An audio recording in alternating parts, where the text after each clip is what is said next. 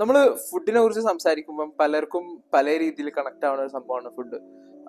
പലർക്കും അത് ചിലപ്പം വിശപ്പ് മാറ്റാനായിരിക്കും, ചിലർക്ക് അത് ജീവൻ നിലനിർത്താനായിരിക്കും, ചിലർക്ക് അത് ആഘോഷമായിരിക്കും. കാലം 2021-22.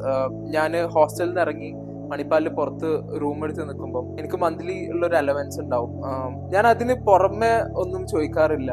ആ എമൗണ്ടിൽ കഴിയണം റെന്റ്, അവിടുത്തെ ട്രാൻസ്പോർട്ടേഷൻ പരിപാടികൾ, കാര്യങ്ങളൊക്കെ. ഇപ്പം ആ ടൈമിലും ഞാൻ പുറത്ത് നിന്നപ്പോഴും ഫുഡ് വീട്ടിൽ നിന്ന് തന്നെ ഉണ്ടാക്കാറായിരുന്നു പതിവ്. രണ്ട് കാര്യങ്ങളാണ് അതിൽ. ഒന്ന്, നമുക്ക് ചെലവ് നല്ല രീതിയിൽ ചുരുക്കാം. രണ്ടാമത്തേത്, നമുക്ക് ഫുഡ് ഉണ്ടാക്കാനുള്ള ഒരു ഇഷ്ടം കൊണ്ട് ആ ഒരു ഓപ്പർച്യൂണിറ്റി നമുക്ക് കിട്ടും. ഫസ്റ്റ് തന്നെ ഞാൻ ഹോസ്റ്റലിൽ നിന്ന് മാറി ഫ്ലാറ്റിലേക്ക് നിൽക്കുമ്പോൾ കിച്ചൺ സ്പേഷ്യസ് ആണോ അല്ലെങ്കിൽ കിച്ചൺ കുക്കിംഗ് ഫെസിലിറ്റീസ് പരിപാടിയൊക്കെ ഉണ്ടെന്നുള്ളതായിരുന്നു നോക്കിയിട്ടുണ്ടായിരുന്നു. കുക്ക് ചെയ്യുന്നവർക്ക് പലർക്കും റിലേറ്റ് ചെയ്യാൻ പറ്റും. നമുക്ക് അത്യാവശ്യം പൈസ സേവ് ചെയ്യാൻ പറ്റും നമ്മളായിട്ട് തന്നെ കുക്ക് ചെയ്യുകയാണെന്നുണ്ടെങ്കിൽ.